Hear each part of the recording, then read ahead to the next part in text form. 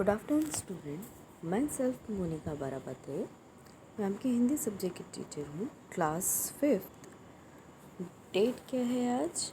आज क्या डेट है? हाँ, 26/9/2020 और डे है आज सैटरडे। कौन सा डे है? सैटरडे। लास्ट मैंने आपको कारगिल का युद्ध पढ़ाया था चैप्टर, है ना? तो आज ये केवल पढ़ने के लिए, सिर्फ ऐसे रीडिंग करने के लिए समझा रही हूँ ये चैप्टर। बच्चे मन के सच्चे। अभी छोटे बच्चे क्या होते हैं, उनको तो ये सब चीज़ों का पता ही नहीं होता है कि क्या मतलब ऊंच नीच क्या है, मतलब किससे बात करनी चाहिए, किससे नहीं बात करनी चाहिए, अमीर गरीब जाति, ये सब चीज़ें उनको पता होती है? नहीं। वो तो सिर्फ एक मन के सच्चे होते हैं। वो तो हर एक से दोस्ती करते हैं और हर एक के साथ रहना पसंद करते हैं, है ना? कि नहीं पसंद करते हैं? बच्चों को क्या है, उनको ये सब चीज़ कौन गरीब है, कौन अच्छा है, कौन बुरा है, ये सब कभी उन्होंने सोचा है? नहीं। अब उनके दोस्त, मान लो कोई बच्चा अमीर है और कोई गरीब है, तो वो उसके साथ क्या दोस्ती करना बंद कर देगा? नहीं ना। वह सब चीज़ें बच्चों के मन में नहीं होती है। चलिए तो ज़रा देखें इस बच्चे मन के सच्चे में, बच्चे मन के सच्चे जो चैप्टर है उसमें कवि जो कह रहे हैं,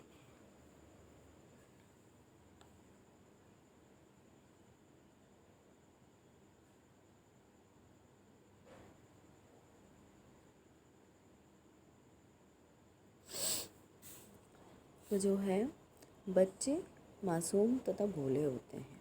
बच्चे कैसे होते हैं? मासूम और भोले। ये तो हम भी जानते हैं। इसके साथ साथ वो मन के अत्यंत ही सच्चे होते हैं। उनके मन में ऊंच नीच, वैर, विरोध, ईर्ष्या, द्वेष, किसी के लिए कोई स्थान नहीं होता है। इनकी दृष्टि में कोई अमीर नहीं होता है और कोई गरीब नहीं है।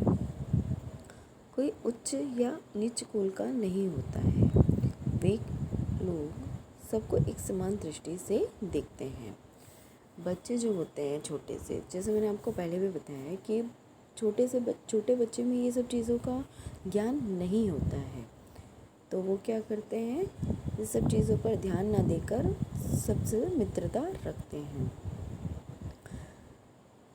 फ़र्क नहीं पड़ता उन्हें, इन सब बातों का कोई फ़र्क ही नहीं पड़ता कि वे किस परिवार में पैदा हुए। सही बात है, उनको हमें पहले से पता होता है कि हम किस परिवार में जन्म लेने वाले, नहीं ना? तो उनको इन सब छोटे बच्चों को इन सब चीज़ों से क्या होता है, परवाह ही नहीं होती कि वो किस परिवार में जन्मे हैं।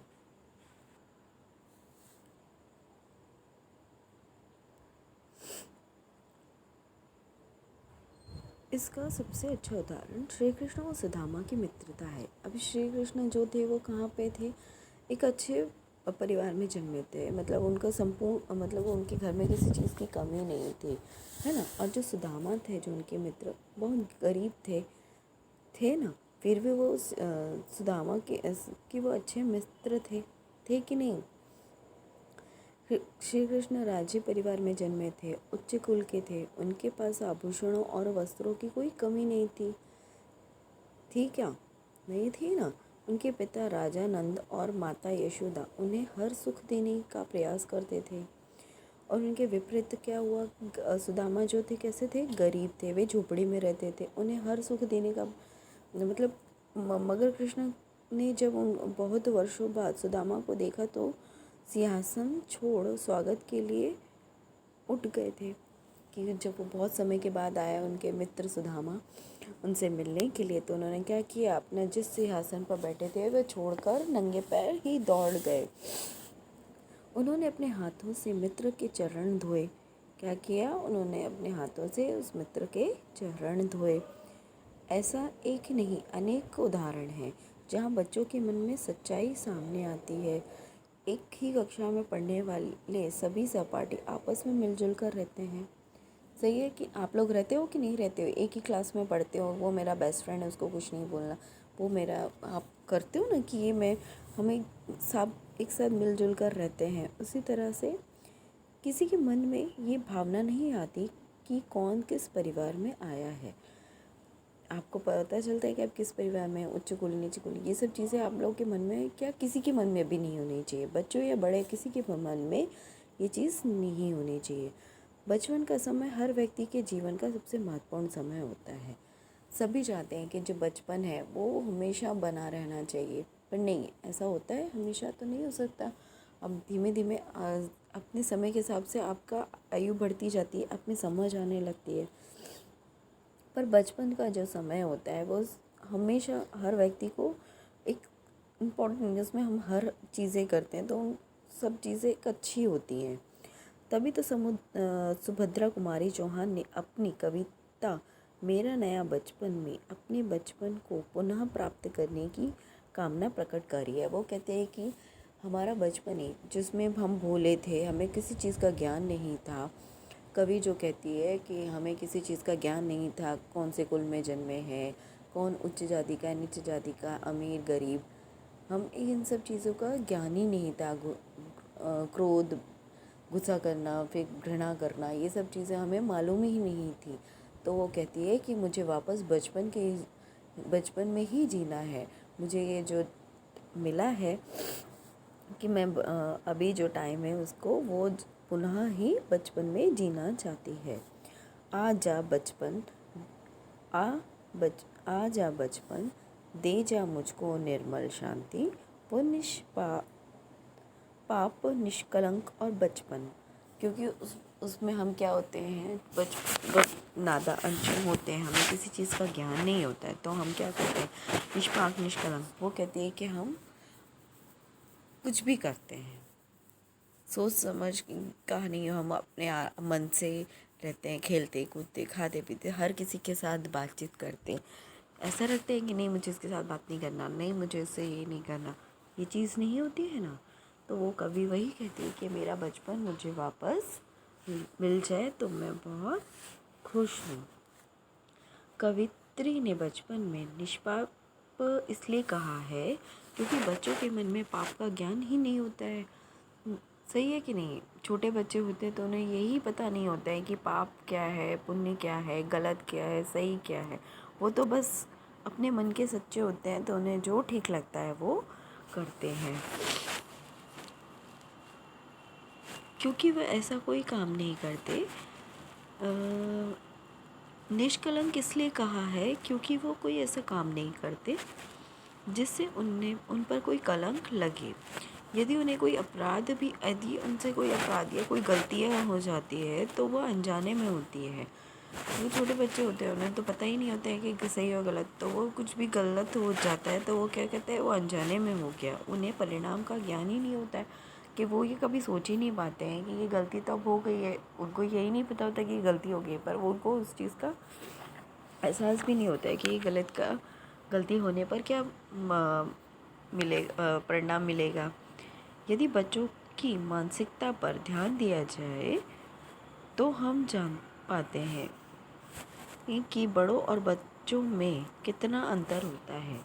सही बात है, बच्चे मतलब कोमल होते हैं, उनको जिस रूप में ढाला जाए वो उस रूप में ढल जाएंगे, और बड़ों में तो समझदारी आ जाती है ना, धीमे धीमे बड़े होते चले जाते हैं तो क्या होता है, समझदारी आती चली जाती है, फिर हमें सही और गलत का एहसास समझ में आने लगता है, कौन सी चीज़ें सही है, कौन सी चीज़ें गलत है। तो क्या होता है, कभी वही कहती है कि बच्चों की मानसिकता पर का ध्यान ही नहीं वो दिया जाता है, कि वो जान ही नहीं पाते हैं है कि क्या करना है, क्या सही है, वो तो बस अपने मन से किए चले जाते हैं काम। इसलिए उनमें खौफ की भावना नहीं होती है, उनमें डर नहीं होता है किसी भी बात का। लोग बिना डर, बिना झिझक किसी भी बात को करते हैं। वो क्या करते हैं, बिना झिझक के, बिना मतलब किसी भी बात के डरे बिना कोई भी बात कह देते हैं, उनमें डर नहीं होता है। जैसे जैसे उम्र बढ़ती जाती है, बच्चा बचपन के दायरे से बाहर निकलता चले जाता है। मैंने आपको पहले भी बोला कि उम्र बढ़ती जाती है तो वो क्या होता है, जाए बचपन मतलब 4 5 6 साल का, 10 साल का, ठीक है, फिर उनमें धीरे धीरे क्या होने लगती है, फिर समझ आने लगती है, तो वो उस बचपन के दायरे में से, मतलब उस बचपन में से निकल बाहर होता जाता, उम्र बढ़ती जाती और वो बड़ा होता चला जाता। सॉरी।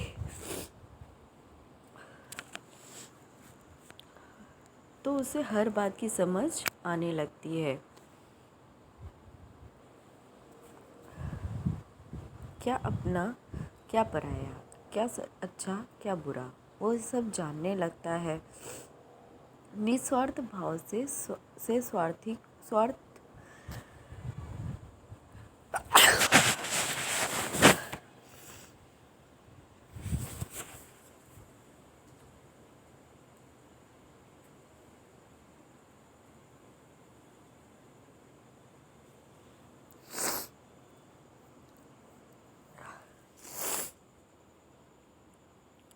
सॉरी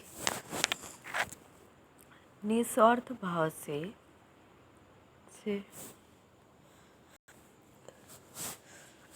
बच्चा बचपन के दायरे से बाहर निकलता है तो उसे हर बात की समझ आने लगती है, क्या अपना क्या पराया, क्या अच्छा और क्या बुरा, वो ये सब जानने लगता है। निस्वार्थ भाव से स्वार्थ की ओर बढ़ने लगता है।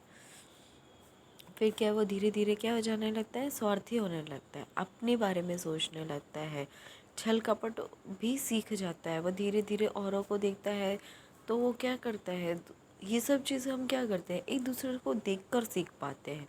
तो वो धीरे धीरे छल कपट भी करने लगता है, झूठ बोलने लगता है, गंदी आदतें सीखने लगता है। हर कोई नहीं, ज़रूरी नहीं कि हर बच्चा, पर कि जिनको जैसे सोबत मिलती है, मतलब साथ में मिलते हैं फ्रेंड्स, वैसे यहाँ तक कि उसे यह भी ध्यान नहीं रहता कि वो बुरे का फल बुरा होता है। वो क्या करता है, अपना काम तो करता चला जाता है, बुरा भी करता है और गलतियाँ भी करता है। तो उसे ये नहीं मालूम होता है उसे कि हम जो भी काम गलत करेंगे उसका फल परिणाम हमें गलत मिलेगा, आगे जाके हमको भुगतना पड़ेगा। वो ये सब चीज़ें नहीं सोचता, फिर वो गलतियाँ भी करता है ना।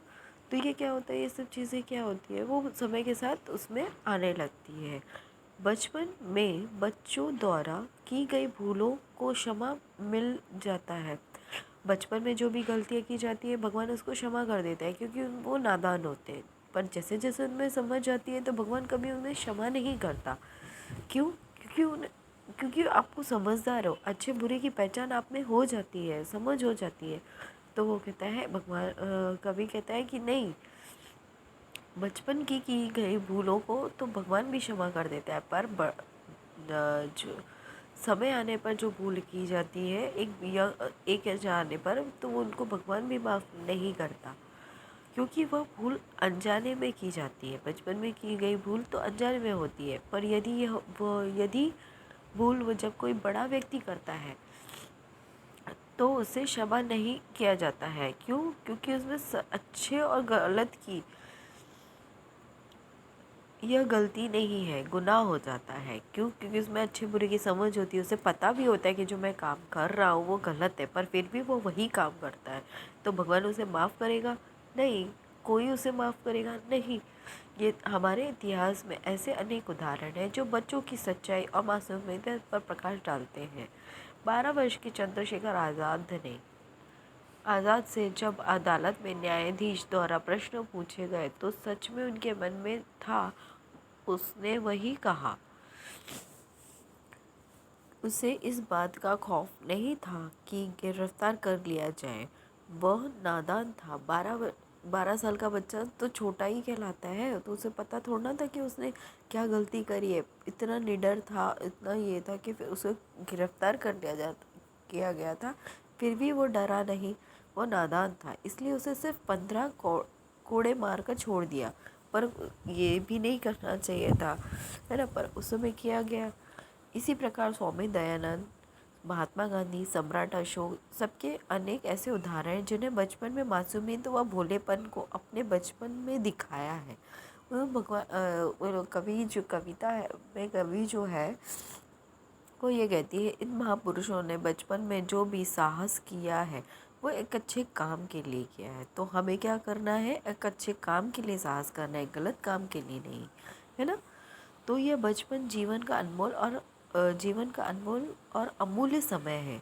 जो बचपन का समय होता है उसमें हम कितनी भी मस्तियाँ करें, सब कुछ भी करें, तो वो कैसा होता है, एक अनमोल समय होता है जो हम वापस नहीं जी सकते। बचपन में जो भी कार्य किया है वो हम वापस जी सकते हैं, नहीं जी सकते। तो जो भी कभी लौट कर फिर नहीं आएगा, कभी क्या कहती है, फिर लौट के वो कभी नहीं आएगा।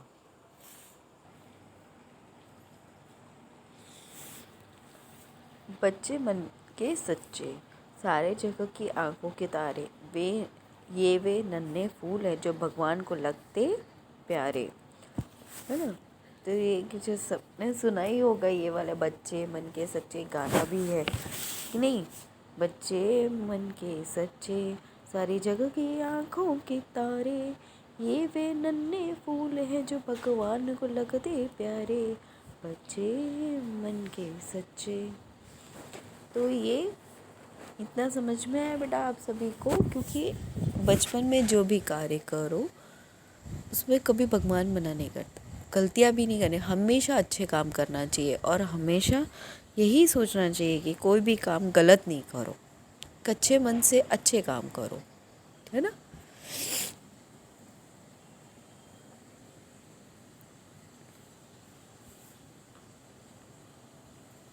और हमेशा पर अच्छे काम करने ही चाहिए, कभी गलत काम करके काम, है ना। चलिए, कैसे लगी आपको ये बच्चे मन के सच्चे स्टोरी? अच्छी लगी ना, क्योंकि आप छोटे हो, जिस एज में हो वो उस एज में भगवान भी आपको, पर अब जैसे जैसे बढ़ते जाते हो तो क्या होता है कि आपको समझ आने लगती है, अच्छे बुरे की पहचान होने लगती है, हर एक बात आप सुनते हो, ध्यान देते हो, तो आपको समझ आता है कि कौन सही है, कौन गलत है, कौन हमारे लिए अच्छा है। तो ये सब चीज़ें सिर्फ खाली ये है कि हमें कभी ऐसा काम नहीं करना है, हमें ऐसा सोचना ही नहीं है कौन ऊंचा है, कौन गरीब है, कौन अमीर है, नहीं। जैसे कि मित्र कृष्ण और सुदामा की मित्रता थी, तो कृष्ण एक उच्च कुल में जन्मे थे, पर उन्होंने अपने गरीब मित्र का साथ छोड़ा नहीं छोड़ा। तो हमें ये सब चीज़ें नहीं सोचना है कि वो गरीब है तो मैं उसके घर नहीं जाऊँगा, या फिर ये सब चीज़ें नहीं, हमें अपने मन को साफ रख के एक अच्छा कार्य करना है, सबकी मदद करना है, गलत नहीं सोचना है ना। ये सब चीज़ें हमें अपने दिमाग में ही नहीं लानी है कि अच्छे कार्य करना है, जिससे कि हमें कभी कोई गलत ना बोले कि ये गलत है, ये बच्चा गलत है, ये लोग गलत नहीं। हमें हमेशा अच्छे काम करते रहना चाहिए, ठीक है। चलिए, थैंक यू।